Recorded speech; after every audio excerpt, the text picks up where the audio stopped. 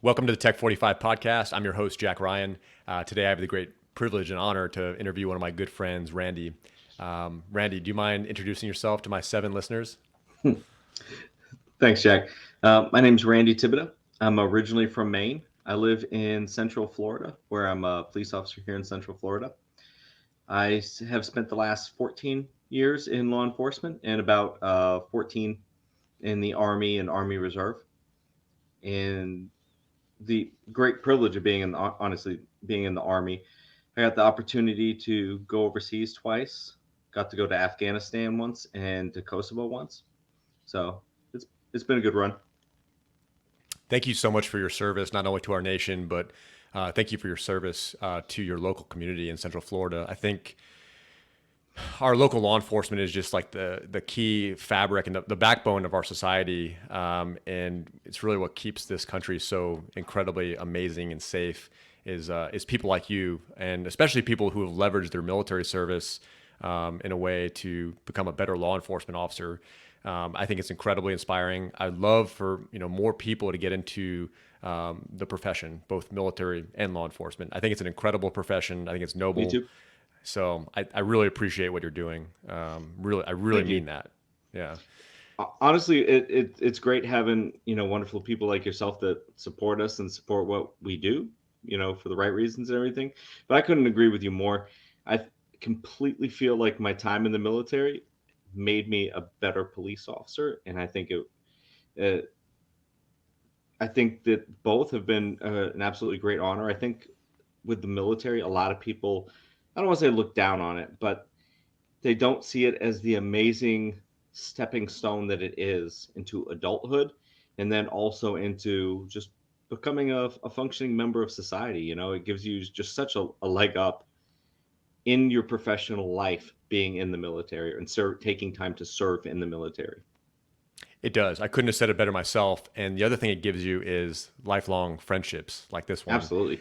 I want to tell the audience that you and I have been friends for several years now. I think we Mhm. met back in 2017, 2018, somewhere around there. We were in the same Army Reserve unit in Central Mhm. Florida, and we just immediately hit it off. I think I just liked your personality, but I think the common thread that we had was our aviation experiences. Mhm. Mine more focused in the commercial aviation sector, yours in a direct, military facet. Mhm. I.e., being a crew member for a UH-60 crew. Is that correct? Yes, sir. Okay. Okay, I got the nomenclature correct. So one story that I love, and if you don't mind sharing with the Sure. audience, I love a story you told about a gunnery event that you guys did. And for those Yeah. that have not served in the military, gunnery is when you kind of exercise the muscles of using your weapon systems in a simulated operational environment. And so you want to dial in not only the weapon systems, but the fire control systems, and make sure, especially with a crew serve weapon like the Mhm. 240 Hotel, that everything is running like a well oiled machine. And one of the stories you told me about a gunnery event that you did was kind of like a good lesson in teamwork, technical aptitude, but also Mhm. leadership. There's a leadership aspect when you told me about cleaning those 240 hotels. Mhm. As they're probably pretty filthy after putting a few thousand rounds of M80 linked Oh yeah. through them. Could you tell us that story very Sure. briefly? I really like that story, and I like the way that some of the leaders within your unit handled that training event. So this was back in February 2012. I had just gotten back to Afghanistan from my R&R. I was E3 at the time, actually, and I had been loaned out from my unit to an active duty unit. So, like an active duty unit that we were supporting was short qualified crew chiefs and door gunners. And so they sent a bunch of us over from the reserve unit to be attached directly to the active duty unit to fly with them and support them in their missions for a little bit. And it's a good experience for us to gain flight time, some active duty experience, and learn from them and how they do things. So it was a really cool opportunity to get as like an E3. So I did the door gunner thing and I got cross trained as a door gunner, and then I got moved to a crew chief position, and I was still in E3. And my my door gunner I got battle rostered with for a few weeks was the battalion and task force command sergeant major. So as an E3, I didn't run that many missions. Like there would be other people that were more important that would run, more experience, more important. They would run more missions than I would. I was just more like just a few missions here and there, stuff like that. So the battalion command sergeant major was my door gunner, and we're doing aerial gunnery on the 240s. And the way we did it is we would fly down to a smaller outlying fob just south of us. It was a fob Farah we'd fly to from Fob Shindan. And the way the target range was set up was actually by the Russian military for Russian helicopters. And then we Wow. just used the same range they did. And so we had to shoot out of the left door for whatever reason, or the left gunner's window, just because it's just how the range was set up for the aircraft. So everybody had the switch. So after every iteration, you'd switch out, switch out, switch out. So it came up to my turn, and Sergeant Major's on the right gun. I'm on the left gun. And it's my turn going through, and I hit the end of my first box of 240 ammo, and I go to reload, and I don't know, I nervous doing it in front of the sergeant major and all that, and I something happened, and I dropped an entire can of the 240 ammo out the gunner's window, and it hits the ground and explodes all over the place because we're in the air, we're flying at a low speed, so it just hits the ground and everything explodes. And all I could think of was like another crew just a couple weeks before had lost the M4 out the door, and they were in so much trouble for that. So I was thinking, like, as a young soldier, I'm like, everything's running through my mind real quick. I'm like, oh my god, I'm going to be in so much trouble. I dropped all this ammo. Like, what's going to happen? What should I do? I don't know. And so all of it's running through my mind. And Sergeant Major gets on the comms. He's like, reload, done. And so I'm like, Oh, oh yeah, that's like got awesome. me out of that OODA Awesome. loop. And so that's what I did. Just feed tray up, reload, boom, gun back in action, and then started re-engaging my targets. And That's amazing. you're young and you're new, and you have like a very senior, high-ranking person you're doing this in front of, and you just mess up. And so everything's just going through your mind about like, oh man, I must look ridiculous in front of my leadership. And the only thing they were like, yo, reload, get the gun up, let's go. Got it up, completed the tables, pass quals. We flew back, and mind you, we had probably, I think we did 8 or 10 people through the guns at this point, and everybody on the aerial gunnery, everybody gets 1,000 rounds. So it's 1,000 round qualification table. So there was probably 7, 8 thousand rounds we put through this particular Wow. 240. Dang. We get back to the base. It's nighttime. It's like 11 o'clock at night, and that's our particular sergeant major. I still to this day I respect him as one of the pinnacles of what it is to be a non-commissioned officer leader that I ever had in the military. But we broke the gun down into different parts, and everybody took a part. And I want to say he took the barrel, which was like one of the dirtiest spots, and he was like, "Yo, give me the barrel," and he stayed with us the whole night and cleaned it. So everybody took apart, and we're stripping it and cleaning it, and we were there like a good hour cleaning, and he had to be back at 5 a.m. for a briefing the next morning. And I'm thinking that dude probably got like 3 hours of sleep, 4 hours of sleep tops. But he stayed with his guys that night doing this basically a menial labor task. You know what I mean? Like cleaning a weapon is important, but it's for the most part it's just a generic task. Especially when you're talking about somebody who's like very senior, like the senior most enlisted person in the entire battalion, working on cleaning a, a crew served weapon with the rest of the crew. That was pretty cool. He was a really good sergeant major to have, and a really good sergeant major to learn from as far as like an example of how to lead, because he really did lead. That particular sergeant major did lead from the front. You're giving me chills. I've heard that story before. You've told me that story before, but I have to share that with the world because those are the qualities of a true leader. being there with the soldiers, being there in the front lines, showing them how to do it, using, his probably 20 years or more of Hmm. experience, operational experience, training Hmm. experience. And Multiple then he deployments. shows up. Yep. Multiple deployments. Give me that barrel, boy. I'll never forget you the first time you told me that. Like Yeah. he's like, give me Oh that my god, barrel, boy. he had a thick Texas accent, and because that's where he was from too, so he had this thick accent, and he had been in the army over 20 years, multiple deployments, and he had spent the majority of his career in like air cavalry units. So he was very gung ho when it came to air cav, like very hua, like everything was like hua with him. But he was also like very motivating about that stuff, like all into spur rides, all into shooting. As the sergeant major, generally speaking, in an aviation unit, even in an aviation task force, they're not flyers. At that point, they're completely administrative. And that guy still went out and went on missions. He still went on missions. He went on nighttime missions. He went on assault missions. He went on ring route missions. He did it all. He didn't just sit in the office like, crunching NCOERs. Yeah, I do Could know. I, have. I I do mean, know. as you know, in E9, at that point in their career, they're an advisor. They're an advisor to the BC. They're also a mentorship. They're not really in a direct leadership position, but he was. So I always respect that guy to this day. Yeah. He sounds like a man that kind of commands respect, not through his words, but through his actions. And for those who have not served in the military, what Randy is describing is, these senior non-commissioned officers have come up through the ranks like Randy is. They started out as privates and they worked their way up E1 through 9, E1, 2, 3, 4, 5, 6, 7, 8, 9, and they have reached the pinnacle of the enlisted ranks in the Army.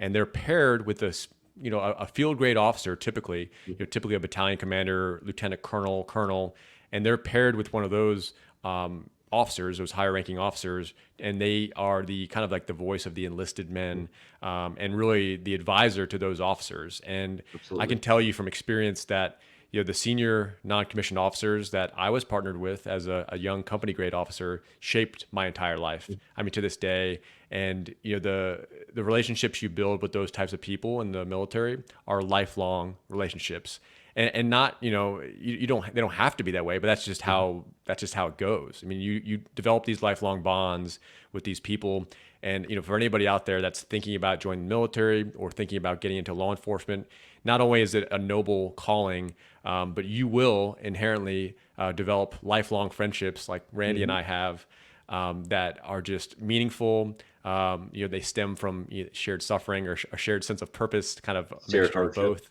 Yeah, shared hardship. There you go. But some of my strongest relationships were born out of the military, and that's Agreed. something that I don't take lightly. And it's such a blessing in my life. I can't say it enough about how those senior non-commissioned officers that I served with, both here at home and then forward deployed in Afghanistan, they shaped my entire life, and I owe everything to those guys. Mhm. So I'm trying to keep my stuff together right now. So that's so cool. So we had a shared interest in aviation and guns, if I'm being Handguns. quite honest. Handguns. How did that 240 hotel run? How did that thing run? Amazing. So it was funny enough that that particular unit that I was attached to, they had actually modified their I think it was something with the gas chamber, the bore, and those things run hot. Like a normal 240 will run like what 750 rounds a minute. They were running close to 1,000, Yep. and so they were running hot. But the way they're looked at is like you're in the air. It's more like a suppression weapon. You don't really have to worry about overheating as much as you would on the ground. So they Correct. had they had a modified, like off the books modification, and they ran hot. Those guns could throw lead. It was Yeah, almost like shooting MG3s. yep, no, totally. I have a lot of experience with that system, but a different flavor of that system, the 240 Lima, which Mhm. was fielded to infantry units and SOF units back in 2012. Actually, Mhm. I was fielded brand new 240 Limas when I was a young lieutenant, first lieutenant in the Army, and we ran those through our own training and gunnery. Hmm. and then deployed with those weapon systems, and they ran near flawlessly. Hmm. So it's the same receiver. All the internal components and barrels are cross compatible. But yeah, like Randy's describing, a lot of the aviation armament weapon systems are tuned up to shoot at a higher rate of fire because you're moving through the air. You typically have a longer distance to the target, because you got to factor in the altitude that the aircraft is flying in. But you also benefit from the colder air at altitude and the Hmm. constant air movement because the aircraft is moving, and that inherently forces cold air over the barrel mainly. That's the main part you want to keep cool, but also the receiver. Hmm. So yeah, so you have the luxury to run those at a higher rate of fire, and they're on a mount. They're on a hard mount typically, or Hmm. a soft mount. So that's provides some more stability that you Oh, probably couldn't. You probably couldn't operate a 240 hotel very effectively off a bipod with that rate of fire. no. So the infantry variants they're closer to like 650 rounds a minute. Hmm.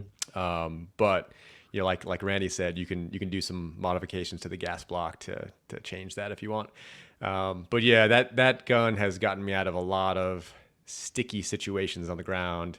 And when It's an that amazing weapon, like it absolutely is, it is. amazing designed weapon. Yeah, There, I have no complaints about any of my time using it. Just reliable. It was rugged. You could run anything through it, and as long as you just kept hitting it with CLP, it was going to keep running. As long as you yeah, didn't overheat the barrel, it was going to keep running. yeah, totally. I mean, the barrel will pretty much melt before the gun jams, quite literally melt. And Hmm. that's hardened forged steel too. It's a very very hardened steel. Well, that's cool. People pay big bucks to have an experience like that. And one of the things that I thought was so cool about the military, and I want to get into this and why you joined. But when I was a kid, I had this sense of adventure. I was always playing with BB guns and firecrackers, anything I could get my hands on. And then I kind of realized like, oh, I could probably do this kind of stuff in the military, and I did. I got to play with like a wide variety of armaments Hmm. systems, and ordnance, which was so cool. I can't imagine spending my 20s doing anything else. To be honest, when I look back on what I did in my 20s, serving in an active duty function, but then also in a reserve capacity, I can't imagine doing anything else. And people fly out to the desert and they pay big bucks to shoot machine guns out of a helicopter. So we got to do that and get Hog paid hunting for out of it. Yeah, go hog hunting out of helicopters. Yeah, exactly. So yeah, I want to get into like your call to service because you grew up in rural Maine. Hmm. For those that don't know, you grew up from very humble beginnings, and you've really built a prosperous life for yourself in Central Florida. And I'm gonna go out on a limb and say that the military was a big part of that. Pretty much the basis of my success completely stems from the military. I owe, I would say, basically everything I have, besides beyond my immediate family, I owe to the military. I bought my house on a VA loan. I got my previous job and my current job were highly dependent, basically on my military experience, my DD 214. My associate's degree and bachelor's degree were both completely paid for by the Army. And my daughter's about to go to college for free, paid for by the Army. So I'm very thankful for all of that. I never would have had any of that opportunity to go to college, as in a young family, very young, married very early, with a kid, trying to get piecemeal going to college when you can afford it while working full time. Like there's a lot of barriers to success in military service, regardless of branch. Kind of like smacks that stuff out the way, and really, if you take advantage, sets you up for success. The Yeah. first sergeant I ever had, his name was First Sergeant Green, and he ended up getting out of the military on not the best terms. However, my very first day in the Army, he's sitting down with all of us new to the unit, and it just happened to be my first day in the Army because in the reserves you check in at your unit before you ship to basic and AIT. So I had to go check in. So here I am in civilian clothes and like a polo and khakis, meeting the first sergeant, and he's a super nice guy, but He sat all of us down and he's like, listen, if you get out of your first contract in the Army as an enlisted soldier and you don't have at least a 2-year degree, that's on you. You wasted that time and you wasted that money because you're here for 6 years and you get free college, 4,500 a year to just pick away at classes. Don't waste it. And I didn't. My first 8 years in the Army, I had 2 degrees. That's amazing. That's yeah. People that take advantage of that are so smart. People like you that have taken advantage of those opportunities, and you're good at that in general. That's kind of like who you are. You take advantage of opportunities the most positive way. And I would encourage anyone who is contemplating military service to consider that. Don't just look at the short term and the awesome adventures that you'll probably go on as a young person in the military. But look at it from a much longer term point of view. I had peers that I went to college with at Penn State who were just crippled with student loans, which is more typical than not, I would say, for people that are going to college. Very. Yeah, it's very typical. And your daughter will have the benefit of all the sacrifices you made in your life. Mhm. She won't have that same crippling debt that a lot of people in the United States have. It wasn't uncommon for people to come out of a state-run college like that with $80 to $120,000 worth of debt, Very, which very common. yeah, and it's not secured debt like a mortgage per se, where you have a lower interest rate and it's tax deductible. Student debt is really kind of a unique form of debt that's like very, very crippling. I don't want to get into details and get on a negative path, but it can be very, very crippling for some. So Yes. there's no doubt about that. So your daughter, she probably won't appreciate it right away, but she'll have peers that she's Well, going to go to college with who will just have massive crippling debt, and when she's a little bit older, she'll probably call you and give you a big thank you. So hopefully. I had just enough active duty time that it comes out to like 80% at 36 months, which isn't a full ride, but it's almost a full ride. And we've done the math out where she's looking to go to college with scholarships. She'll walk out of college with somewhere in the realm of about 30,000 in college debt for a okay. bachelor's degree, which That's isn't that manageable, I think. No, and honestly, I've contemplated the same thing. My kids are much younger than yours, but I kind of want them to have some skin in the game. You know what I Yep, mean? I kind of want them to have a little bit of skin in the game, maybe a lot of skin in the agreed. game. Yeah, I think that's a good thing. Well, your aviation background and the way you probably tested through the ASVAB and all the Mhm. aptitude tests required to be on an aviation crew on a UH-60, I imagine you've always had an affinity for certain types of technology, and that's been evident with some of the things you've shared with me in your law enforcement career. I just thought it was so fascinating how you went through a specific course called, for lack of a better term, you can explain it better than me, but kind of a forensic traffic investigative course Yeah, where you're taking measurements and kind of trying to predict the velocity of these vehicles in these unfortunate motor vehicle accidents, and maybe trying to determine what happened, mhm. if there wasn't anybody present to observe the accident or if it didn't get caught on camera. Could you tell us a little bit about some of the technology that you use in your day-to-day job, and for law enforcement agencies that maybe haven't considered some of these technologies that are more prevalent in bigger agencies? Could you share a little bit about what's helpful? Sure. So I went through the full coursework for the traffic homicide investigations course. So I went through traffic homicide basic investigations, and I went through traffic homicide advanced investigations, and then I went through the traffic crash reconstructionist, which is to like determine velocities on impact. And believe it or not, there's a lot of research that gets done on every type of vehicle when it gets made. Like manufacturers will determine crumple factors on their vehicles when they're making them. So you see like those old commercials with the crash test dummies and stuff like that. The car companies literally formulate crumple factors on the vehicles before they put them on the road, so they can figure like, okay, well, if you have 6 inches of crumple, 8 inches of crumple in this way, and there's mathematical computations with which to measure the crumple and then uh, basically back plan the velocity on impact. And then from that velocity on impact, you can back plan each different speed that the vehicle was traveling on different surfaces with different measurement techniques.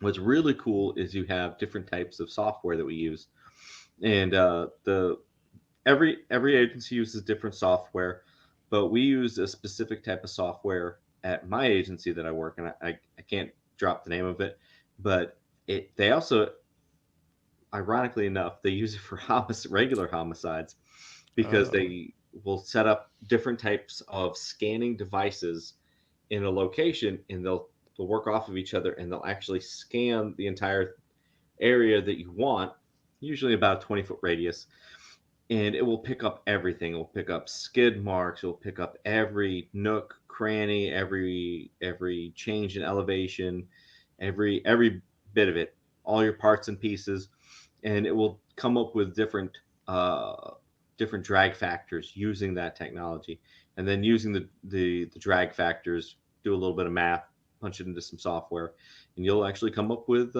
basically back planning your whole way back. You'll come up with the initial speed of the vehicle and the speed at every single surface that it touched up until impact.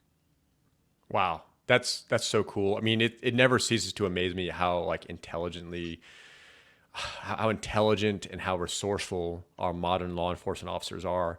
And for those that aren't aware, most law enforcement agencies in the country are relatively short staffed right now. Mhm. That's an understatement, to be honest with you. Every agency I know is understaffed. And the way that you guys utilize, modern digital measurement tools like that and technology to kind of leverage your ability to understand what actually happened is critical. And I imagine that stuff has been proven out to where it's so accurate to where can it be used in court? Yes, it can. Oh Okay. yeah, That you can yeah, that's what I testify to figured. that in court.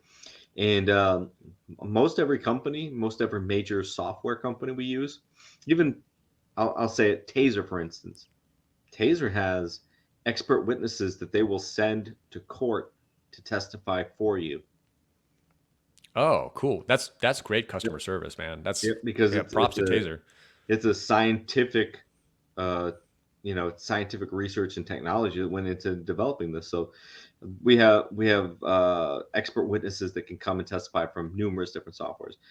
The software we use for our traffic crashes as well, it's pretty neat. They actually use it for homicides as well, and it will scan and it will generate 3D images of the crime scene for like homicides or other violent crimes as well. That they use that in court too, so they can actually do generated 3D mock-ups of crime scenes and show it to juries and stuff. It's pretty neat stuff. I think it's incredible. I mean, I think any way we can, leverage technology to make our law enforcement officers' jobs, better, and improve the way that they can hold people accountable. Because there's a lot of bad actors out there. Unfortunately, like you guys are dealing with like the bottom 1% of people that like the people in society that just are not contributing in a meaningful way, and they feel like they're in a position for a variety of reasons that they are taking from other people. And there's a lot of research that goes into how you can keep people accountable. Cameras are a good way to do it. Um, you know, Working on sensors that can detect facial features and try to help Mhm, catch people that maybe mhm, have a warrant out for their arrest.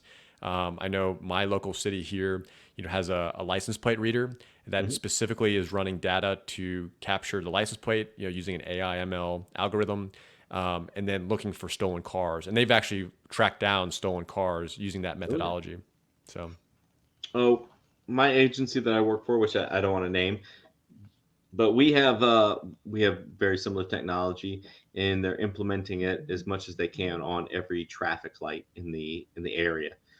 So the whole area is going to be set up with those type of traffic lights, and or excuse me, those type of license plate reading devices on every traffic light to basically scan different license plates, which are also good in the event of crashes. yeah. So what Randy's describing is, one common theme both in law enforcement, but also within the military are optical sensors, right? This is Mhm. something I've talked about in previous interviews. Now you have optical sensors that are super inexpensive. So think, maybe just a little bit better than the cell phone camera on your iPhone or your Samsung Galaxy.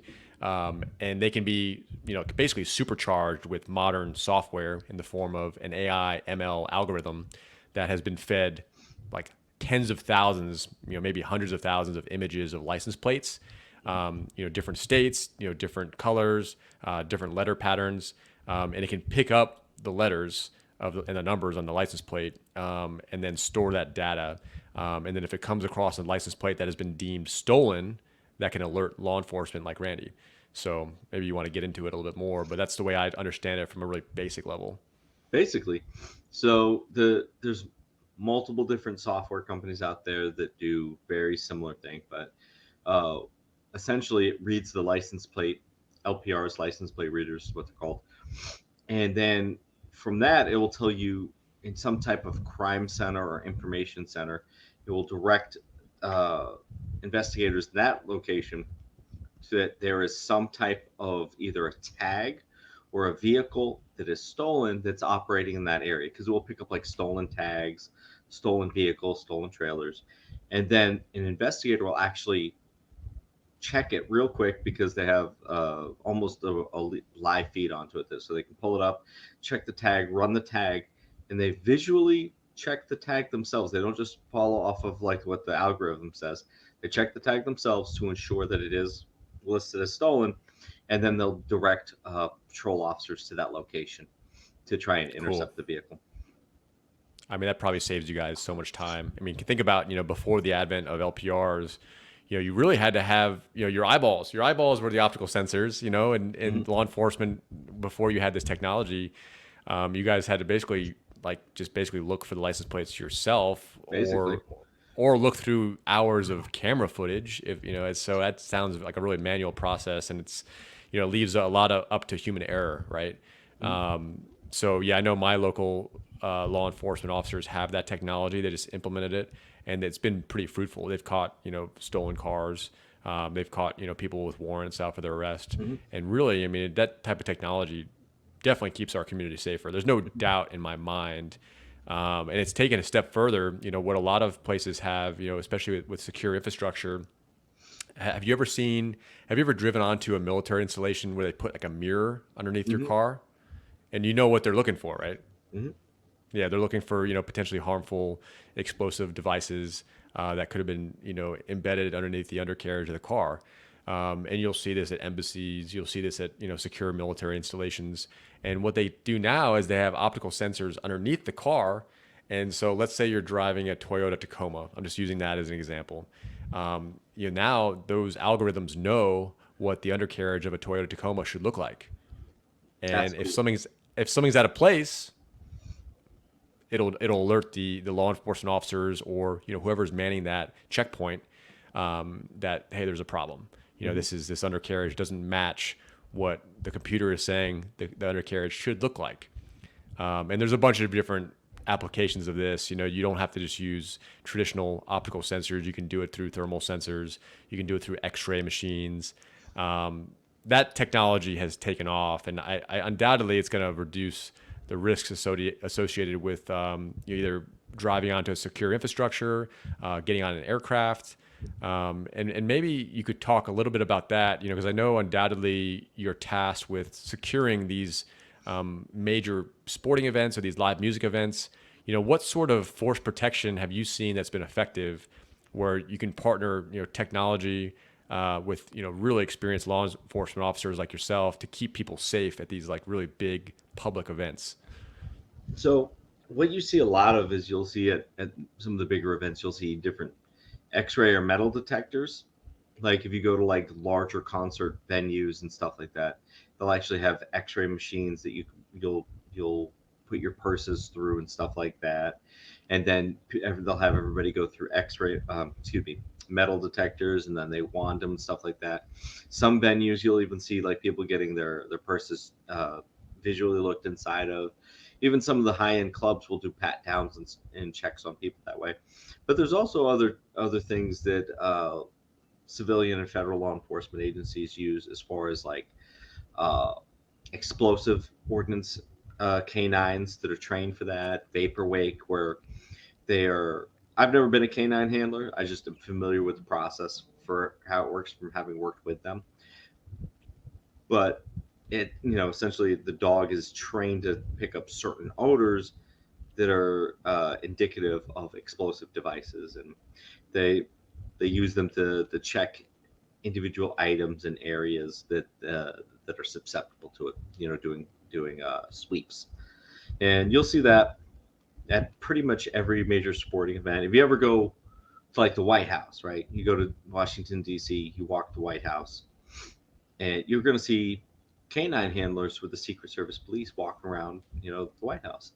And those aren't narcotics dogs that they have. Those dogs are trained for explosives, firearms, things like that. And it just makes the job safer for everybody, and it makes all these venues safer for the citizens and the patrons going to them. Absolutely. I didn't even think about the advent of canines. We had Belgian Malinois when I was deployed to Hmm. Afghanistan. There was a high degree of threat from improvised explosive devices that were, usually buried, 6 inches to a foot beneath the soil or beneath the roads. And these canines had the ability to sniff out, materials that were in those devices and as well as firearms. And from my experience working with those dogs, it was extremely effective. Those dogs were just like a force multiplier on the battlefield. They're super well trained. They're partnered with that handler. The partnership between the human and the canine is so interesting to me, and it's a partnership that has spanned, I don't know, probably almost 10,000 years now. So that's pretty I always cool. I thought that was mean, cool. We had yeah, a small working dog detachment at the fob I was stationed at, and we got to work with them on both my rotations. And that was one of the coolest things, was getting to work with the canine handlers and their dogs. The bond that they have is definitely beyond that I think that anybody who just has like a pet dog has. Like that's their best friend, their close friend, their partner. I think that's a really cool thing, and it's it super is. effective. Like all this technology in the world, and you really can't beat like how accurate a well trained dog is. It's so true. I never thought about that. Yeah, we haven't developed any sort of technology, in the form of a robot or an unmanned vehicle that can detect smells the way a dog can. I'm sure there's probably some pretty smart brains that are working on that problem. But at the moment, a dog is really like kind of the best tool we have for that application. And I'm trying to that you just reminded me that one of the guys I served with, John, he has like a keen interest in training dogs Mhm. and, kind of not so much for working dogs, but more like support dogs for veterans. And actually, I want to get him on the podcast to talk more about that. And he's kind of like the expert in my life with regards to these human canine relationships. But yeah, I just finished reading a book that details. I wrote a little article about it, and it details the really basically the bond between humans and animals over time. And they obviously do many chapters on the human canine relationship and how unique that is. And it started, based on archaeological data. It started with humans and wolves, right? So they were basically wolves back then. They were wild animals, and you had some curious social wolves that were just kind of naturally born that way, who smelled cooking meat over a campfire. Humans had started to cook meat because it was a better way to ingest the calories and the nutrients that were needed to power this gigantic brain of ours that's so power hungry. Our CPU is extremely power hungry and requires a lot of protein to actively work properly. And so they would smell the cooking meat over a fire. They would come close to the campfire. And then you had some humans that were like, okay, well, I'll leave some scraps for the dog, either maybe not intentionally, but maybe they just like left scraps at the campfire. And the dog was like, I really like this steak that you guys cooked, medium rare. And so they kept coming back. And so slowly the humans and these wolves started to hang out together. And then eventually, as which is still happening today, humans slowly bred these wolves for the more social characteristics that they wanted that would be more conducive with these wolves living with them so they wouldn't, cause damage to their tribe. But that's kind of, the advent of how, the humans and canines they paired so well. I mean, it was such a symbiotic relationship.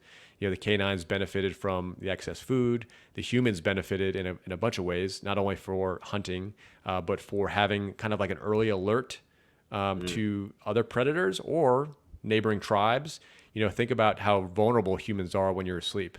Our giant brains not only require a lot of protein and nutrients to run properly, but it requires us to sleep. I mean, sleep is such an important part of your life and your physical and mental and spiritual well-being. And humans are basically super vulnerable at night when you're sleeping. So you have two things that you can do. I mean, you can either, keep someone up and keep a rotation, a fire guard, if you will, keep a rotation of people awake to keep watch over the people sleeping. Or, a canine has extremely keen senses and will typically, I know my dog is like this, my lab, and they will typically wake up if they sense an intruder. Even if it's someone just, like maybe a UPS or FedEx guy coming a little bit later than normal, and that dog will spring up and start barking and alert everyone in the house that, hey, there's someone here that doesn't necessarily belong from their perspective, right? Yeah. So I don't know how your dogs behave, but my dog is very protective. Yeah. I love dogs, and so we have two dogs and a cat. I absolutely love animals. I grew up with animals, lots of dogs, cats, horses, and so I love having them around. But honestly, as far as like the canine handler aspect of it, I never wanted to do that because I never wanted to develop that deep of a bond with an animal. Because if you ever talk to somebody who spent a long time as a canine handler with a dog, like that is beyond a member of their family. They were as close with that animal as they are with like their children. And I've had a couple dogs over the years die on me and stuff like that, and I know how like just painful that is, losing a member of the family. I just didn't want to go through that on a deeper level, so that's why I never really had interest in it. Like a really good canine handler develops such a strong, just indescribable bond with their partner that I don't know. That didn't look appealing to me to know that that dog's going to last for no more than 5 years, and then maybe a year or two after it would be there with you with retirement. Then you're going to lose the dog.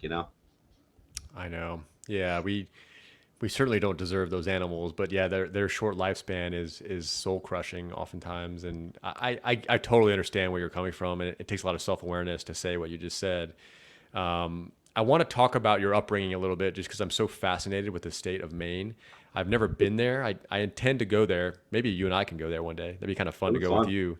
Yeah, Go that would be a lot skiing. of fun, actually. Yeah, whatever you want. I mean, I want to eat seafood, go skiing, go hiking, go to the Acadia National Forest. Whatever you want to do, I'm down Mhm. for up there. I'm serious about that. You and I always have fun together wherever we go. Um, Tell me a little bit about your upbringing, because I think you had kind of a unique upbringing. Especially you and I live in relatively major metropolitan cities, and so a lot of people didn't have an experience like this. I mean, a lot of people Yeah. didn't grow up in rural Maine, and I think it's fascinating, to be honest. I mean, maybe you can tell me a little bit about the culture, just the wide open outdoors you had access to, and just what was it like growing up in rural Maine? Honestly, growing up in very rural Maine in the late '80s and throughout the '90s, and then into the early 2000s when I became an adult, it was a lot of fun. Like a lot of people look back on their childhood and you can see either like the super positive or the super negative, and I'm more of a middle ground person. Like there was some great stuff about it, there was some not so great stuff about it, but overall it was a lot of fun growing up in Maine.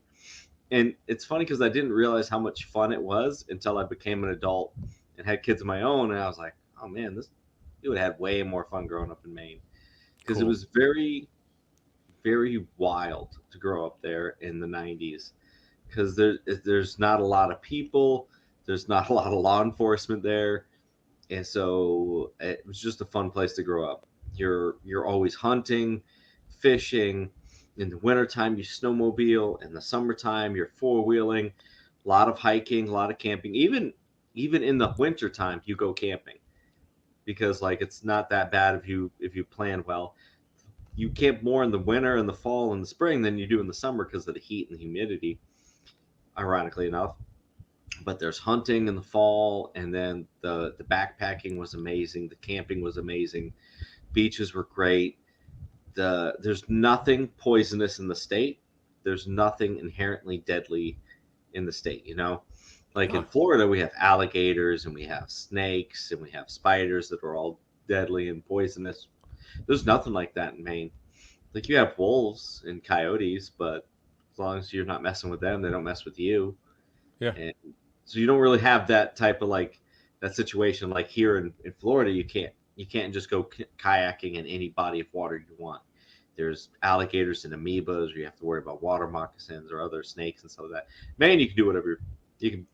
You see a body of water, as long as there's not a dam nearby, you can probably swim in it, fish in it, canoe in it, kayak in it, bathe in it.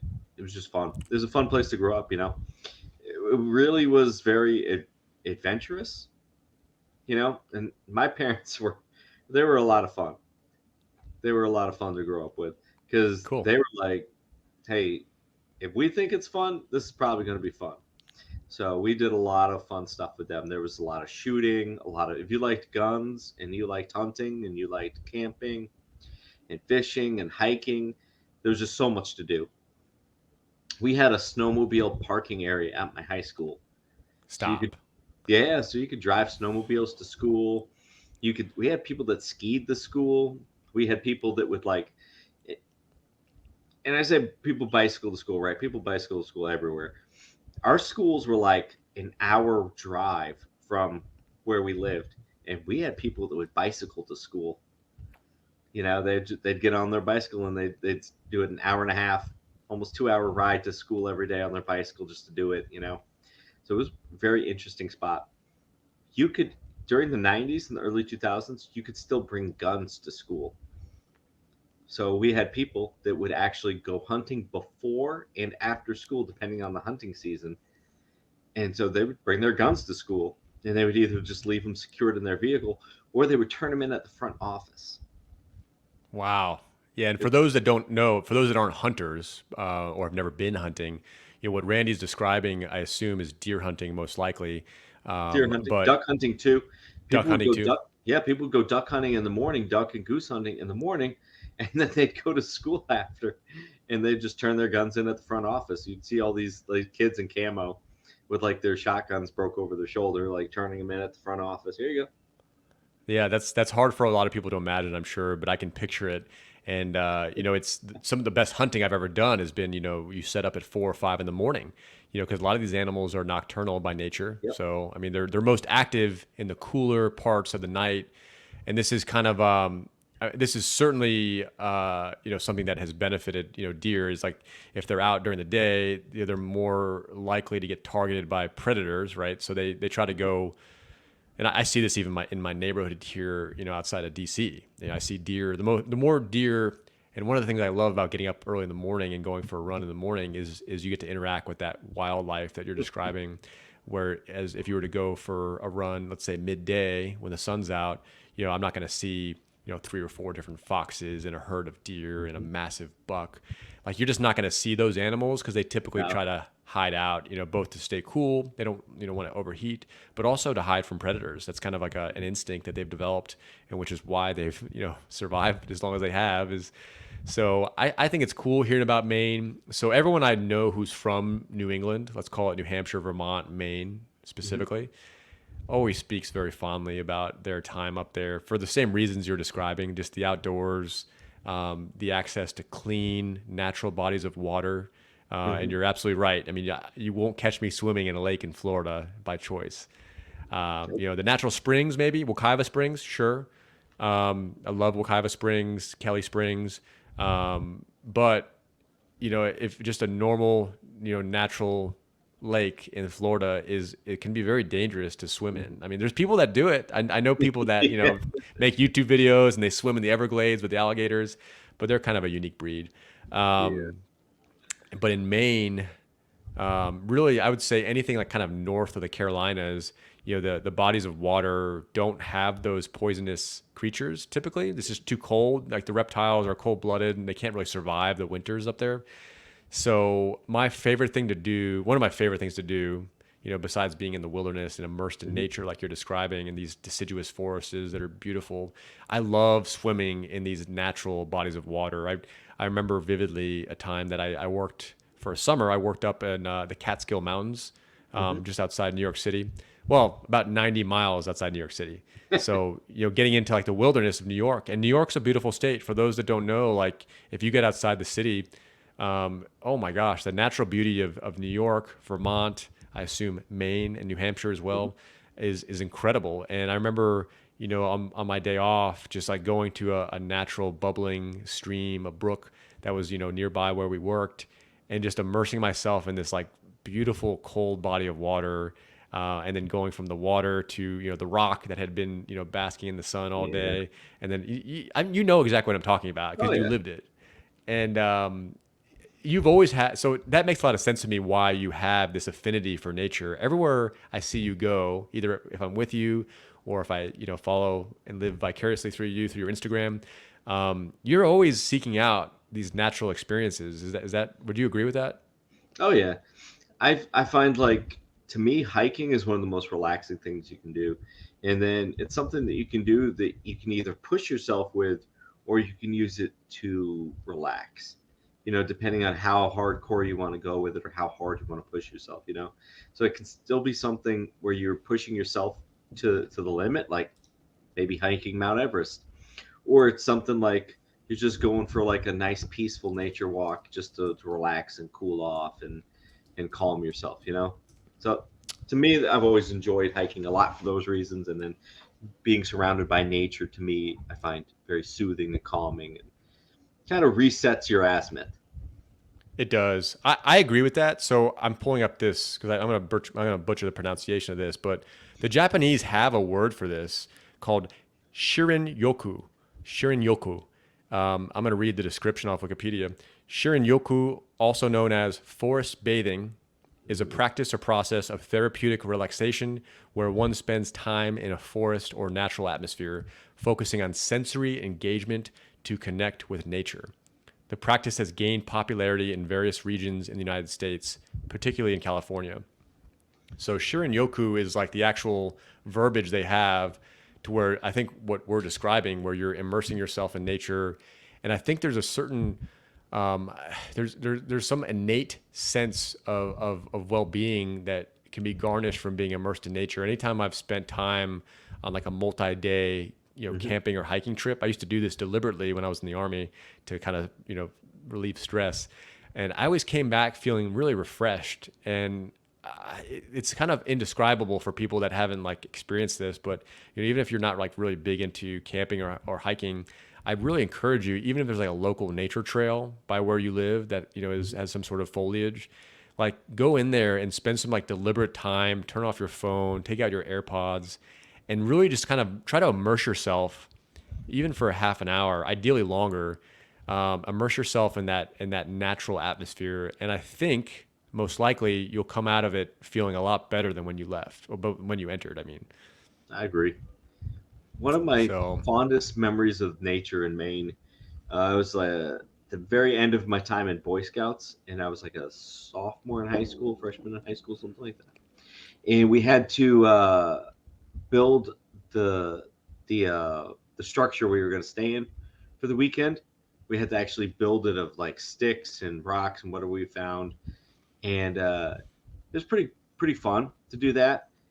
And then the second night, we just slept out under the stars because it was just cool enough where it was comfortable in a sleeping bag on grass and just like lived out under the stars. There was nothing that was going to kill you. No snakes that were going to that were poisonous that were going to kill you. No spiders that were poisonous. You could just find a nice patch of soft grass and just fall asleep under the stars, just taking it all in.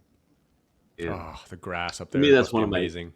my favorite memories of like childhood growing up is just falling asleep under the stars on the grass. And I kind of feel it's unfortunate like my daughter never got that experience because like there's just too much stuff here.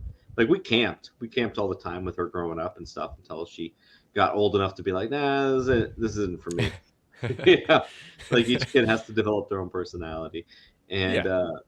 but in Florida, you're doing like tent camping, you're doing hammock camping, you're off the ground. You have to be very aware of your elements around you because snakes, spiders, ants, all this stuff that can be very poisonous to you, and ruin your experience. But versus growing up in New England, we don't have any of that. Like if it's a comfortable night, you sleep with the doors open. Like that's not actually a joke. We actually literally we didn't have air conditioning growing up. My parents would just open the front and the back door, and we'd have screen doors, and they were like, just put a lock on the screen door, and then they're like, all right, this is how we're sleeping tonight, and that's how I grew up, just Oh, using that's like great. nature to cool the house. And then during the summer, a lot of times growing up, me and my brothers would live in tents or in campers on our property and just camp out the entire summer. The entire summer, we would just be camping in our yard. Of course, I grew up on like 20 acres, so in the middle of the woods. So we had quite a bit to enjoy and go camping on. But it's very fun looking back on it. Like you could pitch a tent, and just spend your summer under the stars. Oh man, that sounds amazing. I would love to go camping with you in Maine someday. It Can was we add that to the bucket list like, of absolutely, thing? Okay, I would love to make a absolutely. deliberate effort where you and I meet up in Maine sometime with a backpack, and we just explore on foot and set up shop somewhere in a nice, I don't know, national park or state park, wherever you think is most ideal for someone new to Appalachian Maine. Trail. Okay. Oh, there you go. Yeah, why not? Yeah, that's probably a good starting point. Yeah, I I didn't think grew up about that. hiking it. Yeah. Yeah, That's incredible, man. That's awesome. Like, so one thing, we could probably do a whole episode on Maine, but could you describe what the air is like that crisp? Like, think of like a nice September night in Maine, and close your eyes and like think about like you're going outside and it's like a nice like think like middle or end of September before it gets yeah. too cold. What is the air like in It's Maine? it was just to me it always was like fresh and it was crisp. It had like cleanness to it. And then living in Florida, like with the humidity, there's always like some level of stagnant to like the air in Florida, and it's just because of the humidity. But up there, the humidity when it drops in the fall, and it's cool. It's not cold, but the humidity's not there, and it's just fresh and it's clean and it's crisp, and it really just fills your lungs. If if anybody can get an opportunity to go camping in Maine, spend a weekend or even a week up there, just camping and visiting the state, I would recommend it. It was a big camping destination when I grew up in the 90s. Like there was a lot of people that came into Maine just to go camping. And then, that kind of died out towards the end of my childhood. And I think that's kind of a shame because like there's just such great hiking with Mount Katahdin and the Appalachian Trail, Mount Desert Island, Acadia National Park, Baxter State Park. There's just the absolute best camping you're ever going to get where you can camp on the beach or camp near a beach and wake Really? up. Yeah, and wake up and go swim in a lagoon on an island. And you could do that stuff in Maine. Like you can literally just go camping and then, wake up the next morning at sunrise and, go swimming in the ocean in a lagoon on a beach and then go fishing. So, for those that have It was, never seen it was a fun pictures time. of that sounds amazing. For those that have not seen pictures of the Acadia National Forest, I want to kind of go through a couple photos, and maybe this will evoke some sort of emotion from you. So, the Acadia National Forest, if I remember my geography correctly, it's kind of like on the edge of the Atlantic Ocean, right? Mhm.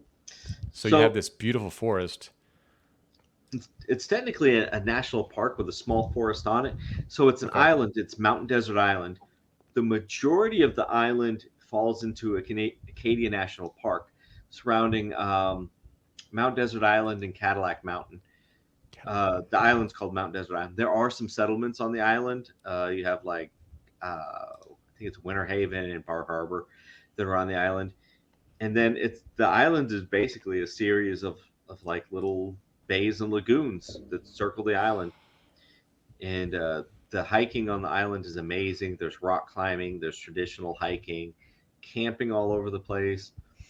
There's a lot of really cool. I don't want to say it's a geyser. I forget what it's called, but when this tide comes up, it creates like a geyser effect from the rocks in the area because like not all of the island has beaches, so some of it's like very rocky and craggy.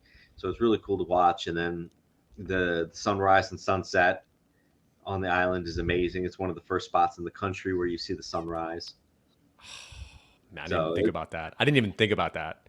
yeah, we used to go camping there during the summer growing up, and that anybody always asks me like, "Oh, I'm going to Maine in the summer. Where should I go?"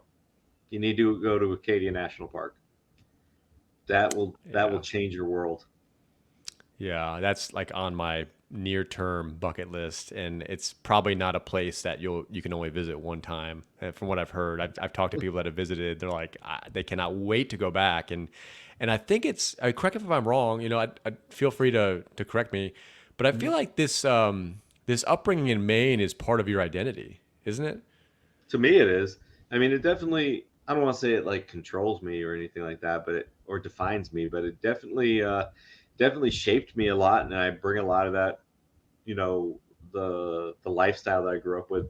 I brought it with me to Maine, from Maine to Florida, which my family down here like sometimes I'm at odds with them because my I don't know the style with which I grew up. Because in Maine I grew up with the traditional Maine upbringing, working on a Yeah, farm, growing stuff, livestock, vegetables. Like there was yeah, nothing special about it. And then like I come down here and it's like an oddity. People are like, "Oh, you had pigs?" Like, yeah, yeah, we had pigs. Okay, we made maple syrup on our farm. We had tomatoes, corn, things like that. And it's like an oddity to people. They're like, "What do you mean you knew how to drive a tractor?" Like, what do you mean you don't know how to drive a tractor? Like, yeah. I was about to say, like, I bet if some of those folks that live in a metropolitan city in Florida visited your hometown, mhm. the people would think, oh, why are you not more self-sufficient? Why are you so reliant on Publix or the grocery store by your house? I think that's one thing I've really appreciated about being in the military and then also traveling and living in different parts of the country for my civilian career is that you get to see how different people in the United States live, and that's what makes this country so beautiful is that you really can come here to the United States and set up shop in any corner of the U.S. and have a different experience, right? I mean, a Yes, totally different experience. the culture in Maine and New Hampshire and Vermont is completely separate from the culture in the rest of the country. And I think that's a cool thing about the United States is like every single state has their own culture, there has their own vibe, their own culture, their own norms, and it really makes it the experience of coming to the U.S. or living in the U.S. whatever you want to make it. So I Yeah. grew up on a farm, and my siblings all make fun of me because they all own farms. They all own farms now, and and I live in a city, and I live in a large city in a large area, and they all live in like small towns of like 500 people on farms, and they like to it's just funny because like I love my siblings, but they all think my lifestyle of living in an urban environment is just ridiculous. They're like, why would you ever want to live in a city? They don't want to Like, trade places with you, it sounds like. not a bit, not a bit. They Yeah. they think it's crazy. They're like, you got a toll, you got to pay a toll. What is this toll thing? Like, yeah, you got to pay a toll on the highway, and they're like, why would I do that? That's so funny. Oh, I It's a love that. toll. And I don't want to lead you into an answer, but I went to visit Iceland about Yeah. several years back in 2016. I hopped a flight from Dulles Airport over to Iceland, and my mom and I took a trip there for a couple of days. It's not a bad flight, and the flights are actually subsidized if you use an Iceland-based airline. They're actually Oh, nice. subsidized to help spur the tourism industry there. Mhm. Because for those that don't know, Iceland before the financial crisis in '08, Iceland was like a very, very major financial hub, and this is well documented in a bunch of different books. But when that crashed, when the economy crashed globally, Iceland took a really heavy brunt of that impact. And the people there are so resourceful and so smart that they reinvented themselves, and really they didn't take it for granted, but they realized, oh, we have all this natural beauty Hmm. but we're kind of on this frozen rock in the middle of the Atlantic Ocean. How do we get people to come visit and experience and share in this beauty with us? And one of the ways they did that was by subsidizing airlines and incentivizing people to not only travel from the U.S. to Europe, but use Iceland, i.e., Reykjavik, which is the capital, Hmm. as a halfway point to Europe, to mainland Europe. Hmm. And so I don't know if they still do this, but Iceland Air used to do this program where you could take a flight from multiple major cities in the U.S. And fly over to Europe, but you would stop for gas in Reykjavik, and you had the option, if you wanted to do up to a 7-day layover at no charge, with the hopes that you would spend some money in the country and help boost up the economy. And it has worked to a certain degree. And one of the things I really appreciated was just a high level of education. Self sufficiency was an underlying theme in Iceland. There's only a few 100,000 people in the whole country. And one of the things I talked to this guy, he was our tour guide who was taking us around this ring route of amazing, beautiful landscapes. And I had the chance to talk to him. He spoke better English than I did, which is amazing. And he was basically saying, I asked him, a police officer pulled us over, and it wasn't even like to do anything or check any of his tags. It was just to say hi because they were friends. I was like, oh, are you, is everything okay? He's like, oh yeah, we're just friends. Our families know each other. I'm like, huh. I was like, I'm just out of curiosity, like, I was like, why is there no crime in Iceland? And he goes, well, in Iceland, we don't really understand crime. I said, what do you mean? And he said, we all know each other. Like the community is so tight knit in Reykjavik and then the surrounding, rural areas around Iceland, kind of like rural Maine, that the accountability is so high. If you were to do something and do a really, bad thing to another person in the community, steal from them, wrong them in any way, commit a crime against them, that's seen as really shameful. Because they know who you are. So you're not going to get away with it. Like you're going to get caught. Basically, you're not going to get away with it most likely. So that's number one, right? That's a good deterrent right there. But also, it just there's a caring, there's a sense of community and caring within that community that just people don't want to wrong each other because that's their cousin or their family member or their in-laws. And one of the things that I always am fascinated with is in New England, there's not a lot of crime. Take Massachusetts out of the equation, and Mm. Vermont, New Hampshire, Maine. There's really not a whole lot of crime, and there's really amazing educational opportunities too. So I think the high accountability and community, and then the high education, the high emphasis placed on education, which Iceland is consistently ranked among the top countries for education. So your people are held accountable, but then people are also educated in a way to where they don't have to resort to a life of crime. They have other options. Can you speak to that either from Absolutely. someone from Maine or speak to it from the perspective of a law enforcement officer, however direction you want to take it? Maybe you could explain that in a way that I could understand. Sure. So in Maine, there's very much a culture there that, of course, accountability is huge, but there's a huge culture there that you don't need to go to college to have a good life. And so there's a huge emphasis in the high schools to set your path that you want to go, set your sails, figure out your azimuth of where you want to go. So I remember in middle school, I took a test. Everybody took the test, and then the guidance counselor from the high school showed up, and she was like reading the names off the list. She was like, "You're going to college. You're going to college. You're going to college." And everybody here, this name, this name, this name, this name, you guys are not going to college. So we need to talk about going to trade schools, and we need to talk about going into the military. And I was in eighth grade, and I was like, damn, I'm on the not going to college list. and and that's how they were. They're just very blunt. They're just matter of fact. Some people didn't like it. Some people did. I appreciate that they're just very matter of fact about everything. Everything's very blunt there. And they were like, hey, listen, you're not going to college. With these grades and these test scores, you're not going to college. So let's talk about trade schools. How do you feel about any of these trades? And then every high school in the state has a trade school attached to it. Wow. So We shared a trade school with a few other high schools, the high school I went to, and they would bus the juniors and seniors there. So once you hit junior year and senior year, you were expected, if you were going to college, you're going to take college prep classes, the precursor to like AP classes. If you're not going to college, you're going to go to the trade school and you're going to learn how to become an auto mechanic, a carpenter, an electrician, a plumber, a CNA, LPN, or take cooking classes or graphic design and work with computers and stuff. And that's just how it was. And then there's the third group of people, which was like me, where we were like, okay, we're going to join the military, and that's just how it was. That's how all the schools are. And as far as I know, to this day, that's how they run. Like they kind of guide you. Like, listen, you need to tighten up your shot group if you want to go to college. You need to get your stuff together, and you need to have the grades to go to college and the discipline to go to college. If you don't do that, here's trade schools, and here's the military. Let's talk about that.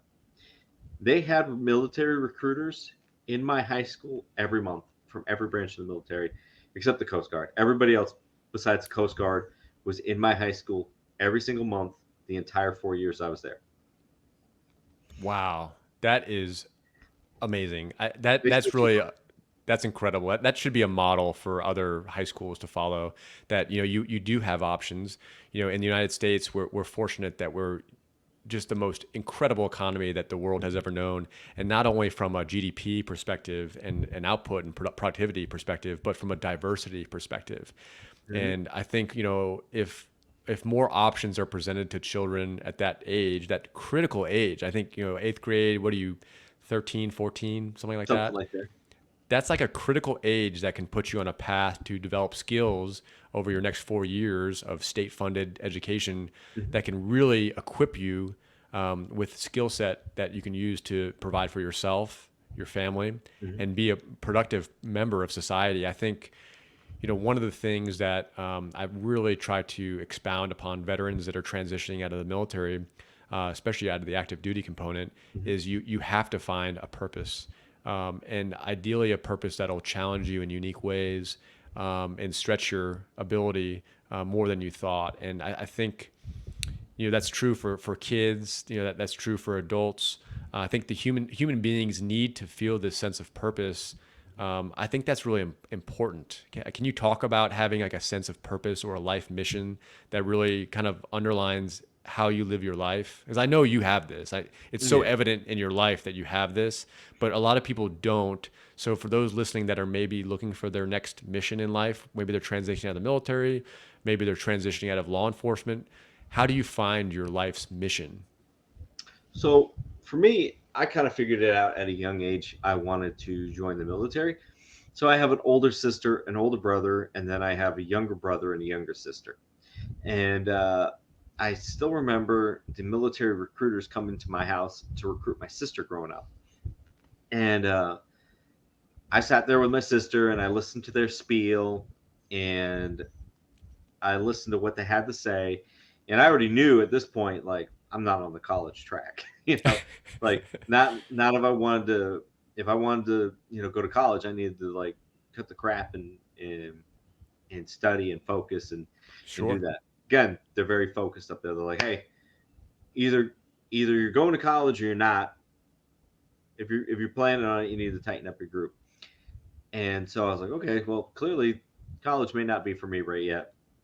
So I sat through all the little spiels that they had, and I decided like, okay, this is what I want to do. I like the military. I like everything they have to say. I'll make good money compared to like what people make in the factories and the farms in Maine. I'll be have the opportunity to travel the world. I'll have a profession. I'll get taught a trade that I'll enjoy. I'll have a career. I can do it 20 years, and then I can come back to Maine, or I can stay in the military a little longer. And then, while I'm in the military, I can get college while serving. I can do them at the same time. And if I really want to go to college after my 4 years, I can get out and I can go to college full time. Or if I really like it, I can stay in. And just the opportunities to me seemed quite endless.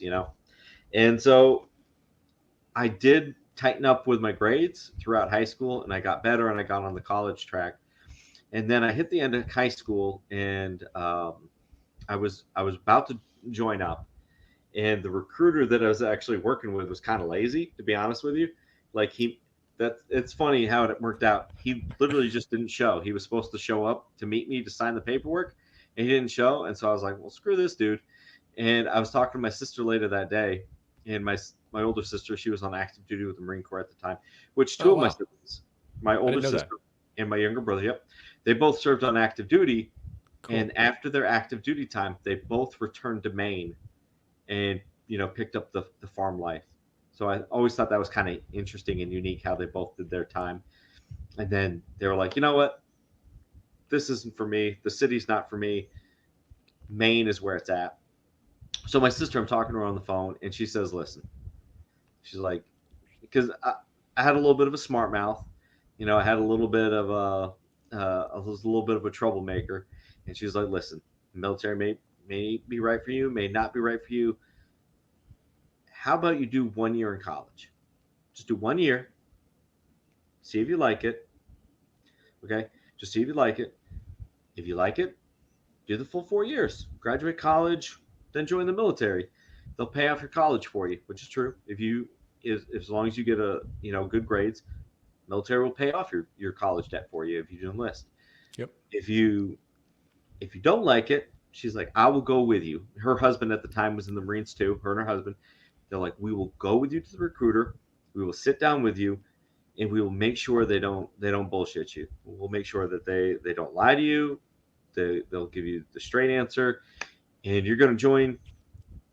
Doesn't really matter what you do, but that way at least you're not getting fed a line, And I was like, okay. So I did 1 year in college, and then I met my wife and got her pregnant, and ended up having to drop out of college. And then I got into law enforcement, and that wasn't super successful right away because I didn't have any really that much college, and I didn't have military. And so then I joined the military after that. So I was a police officer first, and then joined the military. And the military, of course, like just skyrocketed my career on the civilian side of things, and helped everything out. But to me, I always wanted to join the military. That was always like the end goal. Even going to college, I was like, all right, whatever. I'll do a year or two to mature out a little bit. Maybe I'll do the full 4 years of college, and then I'll join the military, and then I'll have a career in the military. And so that was always my end goal, was to join the military and get the most out of the military and travel, see the world, meet people, broaden my horizons. And then, of course, when I was in high school, 9/11 happened, and then that definitely fueled that passion, that desire to join. I had a high school class. There was like 56 of us that graduated in my high school class, like only 56. And out of like us 56, almost 30 of us ended up joining the military. Really? Yeah, it was a lot of us That's that joined. amazing. Okay, And so let me juxtapose that. I don't mean to interrupt you, but I graduated in a class of almost 600 students in my yeah, class, and there was probably less than 5 of us that joined the military. not us. That's pretty So, indicative of Maine. Is wow. 20%, 15%, depending on your graduating class. Mine was right when the war was kicking off. Like it was like, you got to remember, we were a year and a half into Iraq when I graduated high school. You know, Sure. a year and change, not even a year and a half, year and change into Iraq, two into Afghanistan. So like it was still hot. Yep. So a lot of people were joining. The recruiters were at our high school all the time. It was not uncommon for 10, 20% of a high school class in Maine, maybe even more, to be like, I'm enlisting and signing up, either in the National Guard, the reserves, active Army, Marine Corps, Navy. It was common. It was very common. And a That's good, incredibly inspiring, dude. That's yeah. really cool. I didn't know that. Oh, it's huge in the early 2000s. Like most people joined. Most people joined. Out of the six kids in my family, three of us joined and served right out of high school. So 50% of the my siblings and I, served. Huh. So Yeah, no one else in my family served except for my grandfather, who was in the Korean War, and he was kind of on a pathway to be drafted. So I think he chose the commissioned route and through the Air Force and was forward deployed to the Korean War. Yeah. He wrote a book about it. I haven't read it yet, but and then my cousin, who called me when he was still in high school here in the DC Beltway area, and he was inquiring about my military experience, and I told him, I think I was either a lieutenant or a young captain at the time when he called me. And I was like, dude, you should absolutely consider it. He was looking at the various ROTC programs at various colleges he was looking at. I was like, you should absolutely consider it. And I echo your sentiment, Randy, that like it gave me everything. Everything I have, and the fundamental discipline in my life, the people I've met, the people that invested in me, Hmm. when I was 19, 20 years old, 21, 22 years old, The like the leadership mentorship. opportunities you get, as a young officer or non-commissioned officer, you can't really get those types of experiences anywhere else. I don't think. I I don't don't think think so. so.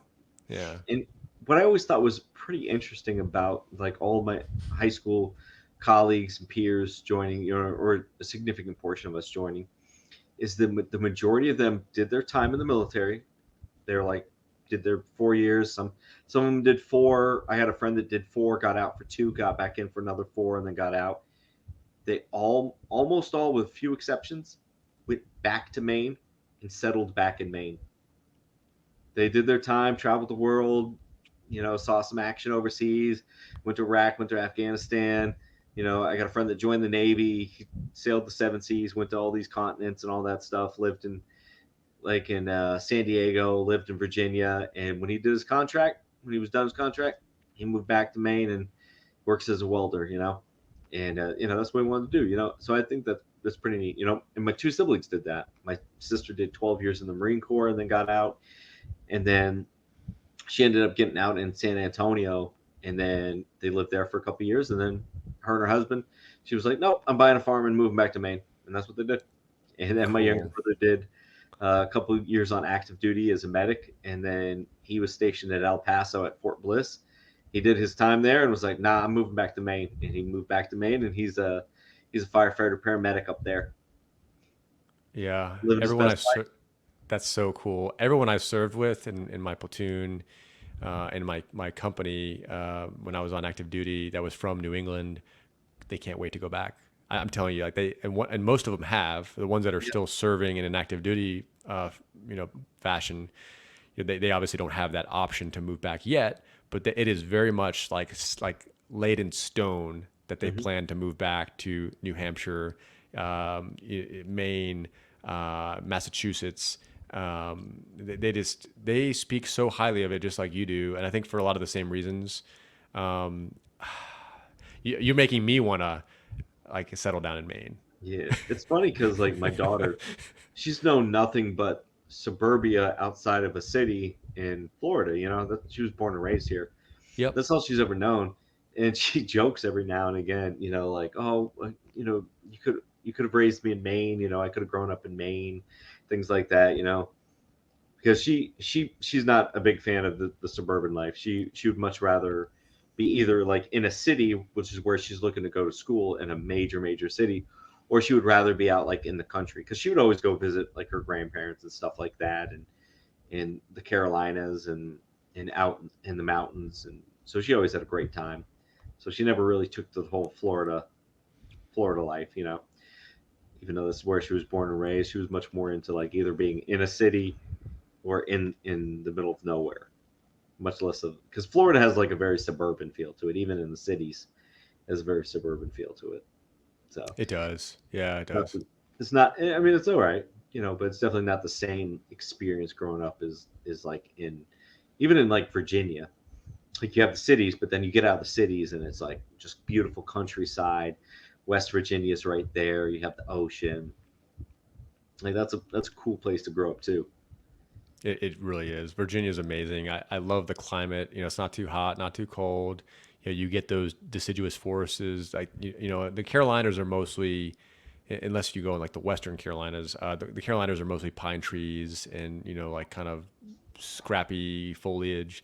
I like those big hardwood trees that you see, anywhere north of the Mason-Dixon line, that those big oak trees and those maple trees. That's what I like. I think that's just incredible to be in a forest that you're just surrounded by trees that are like some of them, 80 to 100 years old, or maybe even older up in Maine. Man, yeah, we have to go to Maine together. I'm No, we dead should. set on So much this. fun. I'm not going to let this go. One of the things I like to do, I want to be respectful of your time, especially on Super Bowl Sunday. I don't know if you're watching the game tonight, Nah. but yeah, I don't care either way. But I like to reserve the last like 3 to 5 minutes to see if you have any questions for me. We have to do another interview if you're up for it. Yeah, of But course. yeah, I like to reserve the last 3 to 5 minutes to see if you had any questions for me that could spark a discussion that maybe our listeners would find interesting, or anything you're curious about, because my goal is to make this, as conversational as possible. So I got a good one for you. Maybe you've been asked it before, but you have a very interesting perspective of the military because you came in as a ROTC officer, so you never went to OCS or the any of the service academies. What are your thoughts on the the benefits of going directly into being an officer, or do you think it's better to go enlisted first, then officer, or do you think that's more like an individualized pro or con? yeah, that's a phenomenal question. That's something I contemplated ad nauseum when I was in high school. And I kind of was following the same track as you, where I took the ASVAB. I talked to some military recruiters that had a somewhat of a presence in my high school, not as much as what you're describing. They certainly were not at my school monthly. It was maybe once a year, from what I remember. So I was planning on. I had an interest in emergency, medical technologies, and so that's emergency medicine is kind of where I wanted to gravitate towards.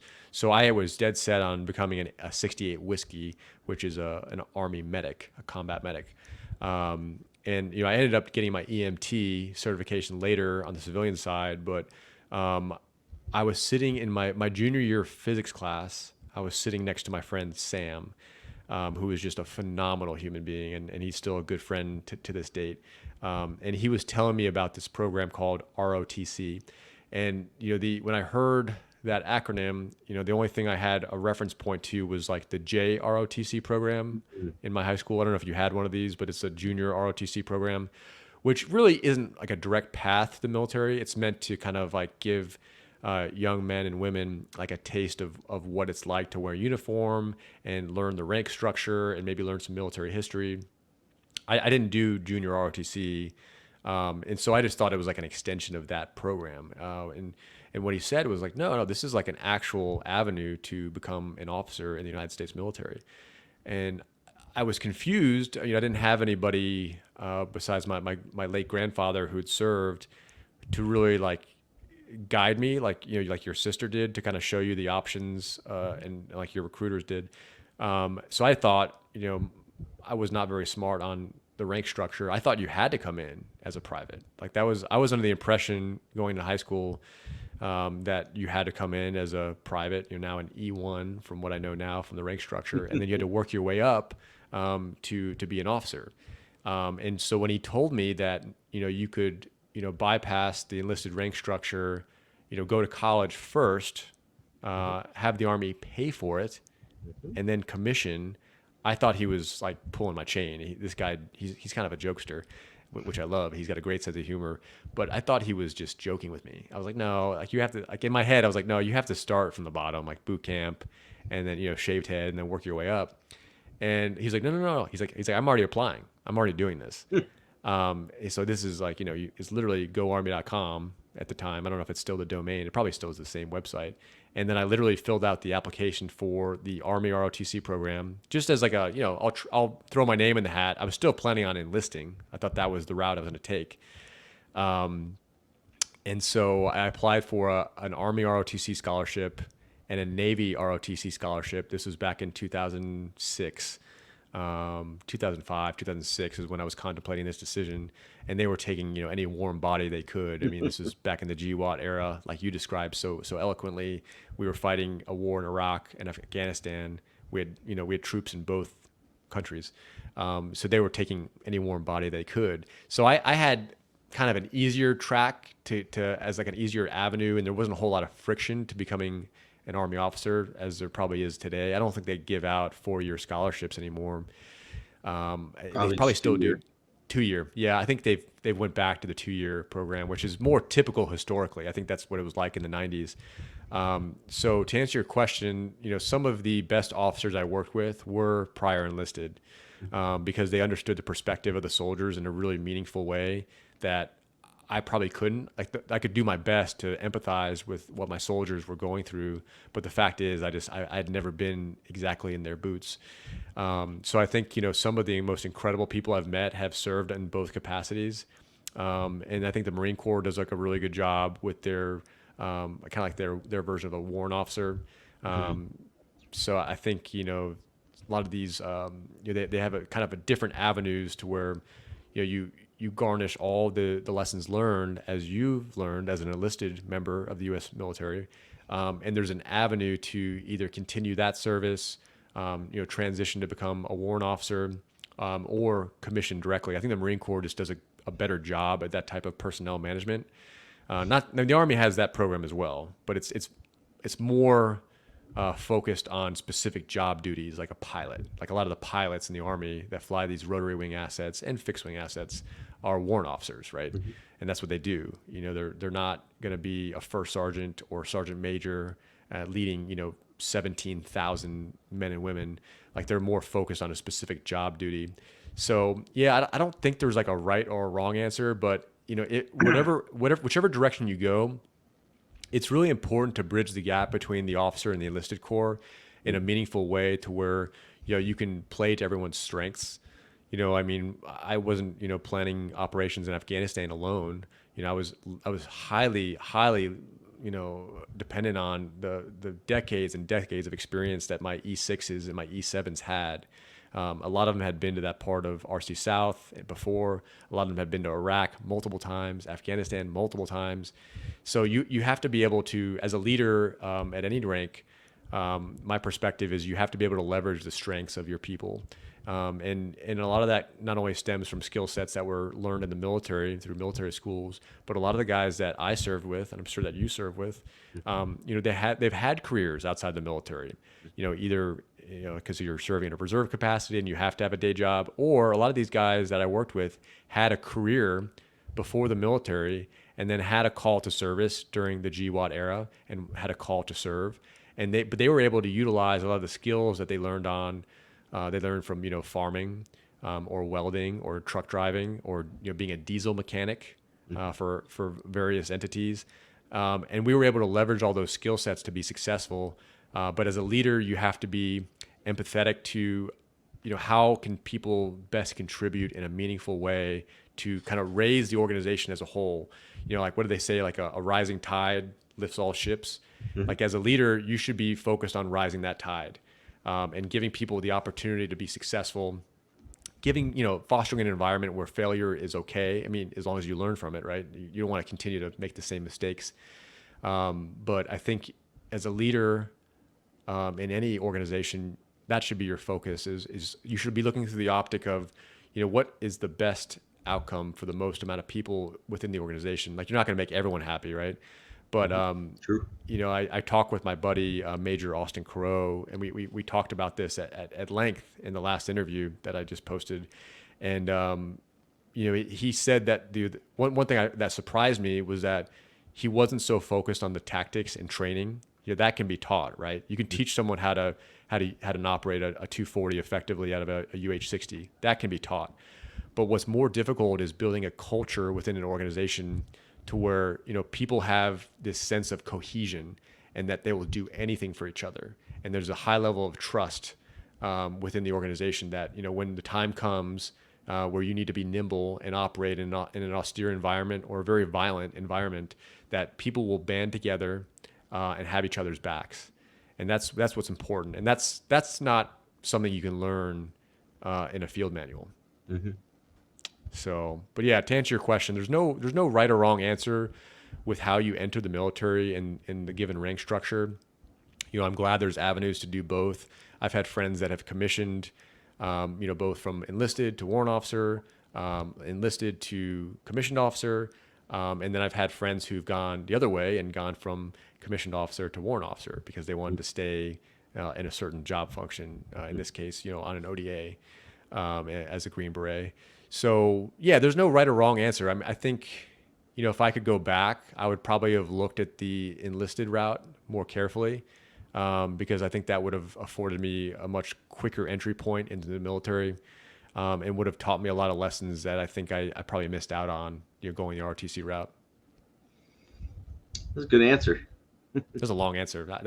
Sorry, I didn't mean to just No, that's a go in good answer, circles. though. I Yeah. mean, it hits all the talking points. I mean, there's so many different avenues and so many different career paths. I mean, I've worked for West Pointers who were prior service, West Pointers who were not prior service. I've worked for ROTC who were prior service, ROTC who were not prior service, OCS who were prior service, OCS who were not prior service. So I've worked for literally all 6 types of officers that you could work for, and I've had great from all 6 types of officers, and I've had not so great from all Yeah. 6 types of officers. Same here. So I think it really depends on the person, but I think it's good to have multiple opportunities to serve and multiple ways to serve. I couldn't agree more. I think regardless of your rank, your MOS, how many badges you have on your multicams, if you're wearing that American flag on your right shoulder, that means something to me. That means that you signed up in a time period where we're an all volunteer force in this country. Mhm. And, for you and others to sign up at a young age to serve our country in a way where you're essentially writing a blank check to the country and you're willing to give your life in service to our country, that means a lot to me. And what falls on a lot of people too, would kind of me extrapolate on that, not only could it be a military uniform, but if you're willing to put on that law enforcement uniform and wear that badge and rock the blue uniform or the black uniform or the gray uniform, whatever the flavor of the day is, if you're willing to put on that law enforcement uniform and go to work every day, protecting the citizens of your city, your county, your state, your government. I mean, that means an immense amount to me. And I would go as far to say that law enforcement service, from my perspective, I'm speaking from my own perspective, is akin to military service as far as the level of importance, commitment, and in all honesty, danger. I would say law enforcement officers in a lot of metropolitan areas are in much more danger than a lot of our service members. If you think like apples to apples, if you think of like most law enforcement officers to most service members, I would say that the dangers inherent of the job are real. I would agree with that. Outside of like when we're like invading a country, or if you're particularly in an MOS where you're in a spot where you're actively engaged in ground combat, like it's probably a lot more dangerous to be in the law enforcement career than it is to be in the military career. Not to take anything away from my fellow service veterans, but uh, the amount of law enforcement officers that get killed every year is a lot higher than the amount of service members that get killed every year. Unfortunately, you're right, and I'm passionate about anything we can do to eliminate those deaths altogether. I think those deaths are unneeded, and we have to stand by our law enforcement officers in a way that backs them, not only from an ideological perspective and a political perspective, but enable them to have the latest technology and equipment that's going to give them the best chance of success on the street when they're working those 12-hour shifts, those 14-hour shifts. They're tired. They're dealing with a really, really nasty suspect of a crime. We need to give them and equip them with the technology that's going to give them the best chance of success. So I'm very passionate about that. That's something I'm never going to give up on. I'm never going to let it go. Yeah, technology is definitely a game changer as far as like the ability of law enforcement to solve crimes and apprehend criminals. It just makes it more effective, but also makes it more safe. Yep. But the one thing that I always really respected about the military, and I think a lot of people actually take it as a negative, but to me it was always a positive, is that in law enforcement we're always looking for like the best candidates, people with like the best work history, the best criminal history, as far as like never having any interactions, kind of like this Boy Scout mentality, always looking for like a high education. And then the military, for all of its pros and all of its cons and all of its flaws, it's one of the fewer organizations in our country, one of our few societies within our society, where the Army will almost always give you a chance. Like if you're willing to work, with a few exceptions of a few criminal acts that are going to keep you barred from enlistment, Sure. you know, uh, as long as it's something minor, like you did a little shoplifting here, maybe you got popped with some weed here or a DUI or something like that. I'm not condoning that behavior at all, but the Army will look at it and be like, okay, well, have you changed your life? Have you become a better member of society? And they're going to give you a second chance. Like the Army will look at you on a case by case basis during your enlistment, and they'll look at you whether you're worth redemption. And they take you from all walks of life, whether you're rich, whether you're poor. It doesn't matter what womb you dropped out of. It doesn't matter what neighborhood you grew up in. If you're willing to give the Army everything, the Army's willing to give you everything. They will give you every opportunity you want, that you earn. And I can tell you from law enforcement, you don't always get every opportunity you deserve. And that's just the truth of the matter. In the Army, you probably will get every opportunity that you earn, just because everything's based on order of merit. So if you earn it, you're probably going to get it. And I think that is a really good thing to have in an organization. Like if you deserve it and you earn it, you're going to get it, and they're going to give you a chance. You Yeah, know, the it, merit-based system in the Army is real. That's a real thing, and it's irregardless of where you came from or who your parents are friends with and what connections your family has. Nobody cares about that at all in the Army. Well, not many people care about that. I'm sure there's some people that care about that, but in general, I'm speaking in generalities. Nobody cares. Nobody cares where you came from, what you were doing beforehand. What matters is you signed up, you committed, you put on that uniform, and that your right shoulder is emblazoned with that American flag, and that's something that's meaningful to me. And it's a small percentage of people that raise their right hand and are willing to make that commitment. And the Army, for me, changed my life, and it put me on a trajectory that would have been it would have been way different if I hadn't have joined the Army. I would have been in a way different position in life if I hadn't have joined. I completely agree. I think the Army definitely is what set me up for success. I have, again, my education, my family, my I can look at every aspect of my life, and I can correlate it back to my success in the military and the opportunity I got with the Army. I wouldn't have a nice car in my driveway and a nice house to live in if I didn't get those opportunities from the military. You earned it, and I love you, brother. I want to do another interview with you in the near future, and I Of course. also want to schedule a time to go to Maine with you, Oh, and definitely. actually, go on a Maine adventure with a local would be really fascinating to Oh, we'd have me. a good time. I know we would. I mean, there's like zero doubt in my mind. So, um, but yeah, I have a wonderful Sunday evening. If you watch the game, let me know who you root for. But I don't know if I'm going to watch the game or not. But I'm dude, gonna catch the end of it. I can't wait to the next time I get to see you in person again. This is the next best thing. This is Yeah. like almost as good. But I can't wait till we connect again in person, man. Oh, it's gonna be fun. We'll have a good time in Maine. See you, brother. See you. Thank you.